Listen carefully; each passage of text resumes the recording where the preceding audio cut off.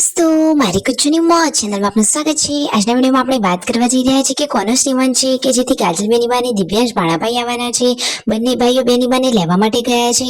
કેટલાક લોકોએ ખોટી અને એવી ગલત કોમેન્ટો કરી હતી।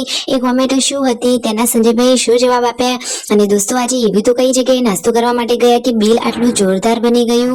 તો દોસ્તો કાજલ બેનીબા કેટલા દિવસ રોકાવાના છે બધી જ માહિતી મળશે તમને આપણા આ વિડિયોમાં। મારી ચેનલ ઉપર નવા હોય તો ચેનલને ફટાફટ લાઈક શેર એન્ડ સબસ્ક્રાઇબ કરી દો। Full video in life of Thakor channel દોસ્તો ફૂલ વિડિયોની લિંક ડિસ્ક્રિપ્શનમાં મૂકેલી છે, ત્યાં જઈ તમે આખો વિડિયો વોચ કરી શકો છો। આવી ટૂંકી ટચુકડી લાઈવ લેટેસ્ટ ટ્રેન્ડિંગ માહિતી મેળવવા માટે કરી દો મારી ચેનલને ફટાફટ સબસ્ક્રાઇબ। તો ચાલો દોસ્તો વધારે રાહ ન જોતા આપણે વિડિયોની શરૂઆત કરી દઈએ। તમે વિડિયોમાં લાઈવ જુઓ કે બંને ભાઈઓ ગાંધીનગર બેનીબાને લેવા માટે પહોંચી ગયા છે અને આ એવી જગ્યાએ નાસ્તો કરવા માટે ગયા છે કે ત્યાં તેમનું બિલ એક બપોરના જમણવાર જેટલું બની ગયું છે। તો દોસ્તો આ તો એકદમ વીઆઈપી જગ્યા લાગી રહી છે। જો તેમને તો નાસ્તો મંગાવ્યો હતો તો બિલ તો થોડું વધુ બની ગયું, પરંતુ દોસ્તો રોજ ક્યાં આવી અલગ જગ્યાએ નાસ્તો કરવા માટે જવાનું છે, તો કોક દિવસ આ રીતે જવું પણ યોગ્ય છે। તો પછી ત્યાંથી નાસ્તો કરી અને આવી ગયા છે કાજલ બેનીબાના ઘરે। બેનીબા કહે છે કે અરે હું તો રસોઈ બનાવીને રાખી છે। ભાઈઓ કહે છે કે ચાલે અમારે તો અત્યારે નતું જમવું, તમે રેડી હોય તો પછી આપણે ઘરે જવા નીકળીએ। પરંતુ હજુ તો દિવ્યાંશ સ્કૂલમાંથી આવ્યો ન હતો તો એની રાહ જોવાની હતી, એને જમવાનું હતું ને પછી થોડીક બેગ પેક કરી અને જવાનું હતું ઘરે। ફાઇનલી ભાઈઓ અહીંયા બેઠા છે, કાજલ બેનીબા ભાઈઓ સાથે વાતચીતો કરી રહ્યા છે અને કહે છે કે હું તો તમે આવવાના હતા એટલે માટે જમવાનું રેડી પણ કરી લીધું છે, તો હવે થોડું થોડું તો જમી જ લો। તો સંજયભાઈ કહે છે કે મારે તો ગળા સુધી પેટ ફૂલ થઈ ગયું છે। તો બેનીબા પણ મસ્તી કરી રહ્યા છે કે ગળા સુધી થયું છે ને, હજુ માથાનો ભાગ તો બાકી છે ને, ચાલો તો હવે તમે પણ જમી લો। એટલામાં તો દિવ્યાંશ ભાણાભાઈ પણ સ્કૂલમાંથી આવી ગયા છે અને જમવાનું પણ સરસ મજાનું રેડી જ હતું। તો બેનીબાએ મનહર કરી ભાઈઓને કે જમવા તો બેસવું જ પડશે। તો ભાઈઓ બેનીબાનું કીધું થોડીને ના માને। તો ફાઇનલી હવે જુઓ કાજલ બેનીબા પછી દિવ્યાંશ ભાણાભાઈ, સંજયભાઈ અને રણજીતભાઈ બધા લોકો સાથે જમવા બેસી ગયા છે।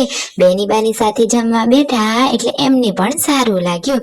તો ફાઇનલી એમને તો સરસ મજાનું શાક, રોટલી, દાળ ભાત, ગોટા મસ્ત મજાની આ વાનગીઓ રેડી કરી હતી ભાઈઓ માટે। બેનીબા તો રાંધણમાં તો એક્સપર્ટ છે, એમના હાથની રસોઈ એટલે બાકી એક નંબર, અને સાથે છે મસ્ત મજાની ઠંડી ઠંડી છાશ। તો જુઓ અહીંયા બધા લોકો જમવા બેસી ગયા છે। દિવ્યાંશ ભાણાભાઈ પણ રણજીતભાઈને કહે છે કે મામા તમે પણ અહીંયા બેસી જાઓ। તો જુઓ ભાણાભાઈની આ ક્યુટ મસ્તી અને મામાની સાથેનું જમવાનું જમણવાર, તો બધા લોકોને તો મજા જ પડી ગઈ। અને ગોટા સાથે તેમને સરસ મજાની કઢી પણ બનાવી હતી અને ડુંગળીનો આ મસ્ત મજાનો સંભાર પણ હતો। તો રણજીતભાઈ કહે છે કે મને તો વધારે ભૂખ નથી, પરંતુ હવે બેનીબા કહી રહ્યા છે તો ચાલો થોડુંક જમી લઈએ। અરે કાજલ બેનીબાના ઘરે તો હવે ન્યૂ ટીવી પણ આવી ગઈ છે। દિવ્યાંશ ભાણાભાઈની ઈચ્છા હતી તો તેમના બાપુજીએ મોટી ટીવી પણ લાવી દીધી છે। ફાઇનલી બેગ ને એવું પેક કરી લીધું છે ને હવે નીકળ્યા છે પિયર જવા માટે। તો ફાઇનલી ગાડીમાં પિયર આવી ગયા અને અહીંયા તો બધા લોકો આરામ કરી રહ્યા હતા। કાજલ બેનીબા આવ્યા અને ઘરમાં ખુશીઓ લાવ્યા। જુઓ તો ખરા કે બધા લોકો કેટલા ખુશ થઈ ગયા। અને આજે તો મિતાશ તેમનો લાડકો ભત્રીજો આવતા વેતા જ કાજલ બેનીબાની જોડે આવી ગયો છે।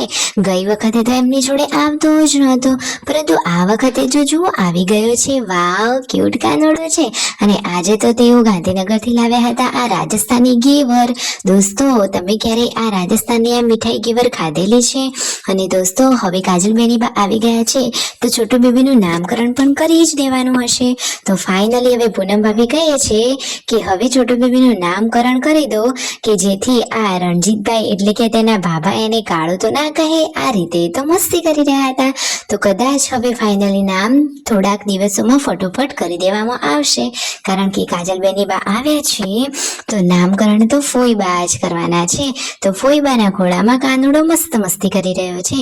આ બાજુ રાતની જમવાની રસોઈ રેડી થઈ રહી છે। મસ્ત મજાનું ફ્રાય ગિલોડીનું શાક બની રહ્યું છે। રાકેશભાઈએ તો આજે કાજલ બેનીબા અને દિવ્યાંશ ભાણાભાઈની આવવાની ખુશીમાં બનાવ્યા છે મસ્ત મજાના સ્વીટ માલપુઆ। તો બચ્ચા પાર્ટીને તો એટલા પસંદ આવ્યા કે ગરમા ગરમ જેમ માલપુઆ ઉતરતા જાય એમ બચ્ચા પાર્ટી જમતા જાય છે। અને જુઓ લાઇટ નહોતી એટલે સંજયભાઈ છોટુ બેબીને લઈને બહાર ઊભા હતા। બધા જ પરિવારના લોકોએ સાથે મળીને જમ્યા। તો લાઈક શેર એન્ડ સબસ્ક્રાઇબ।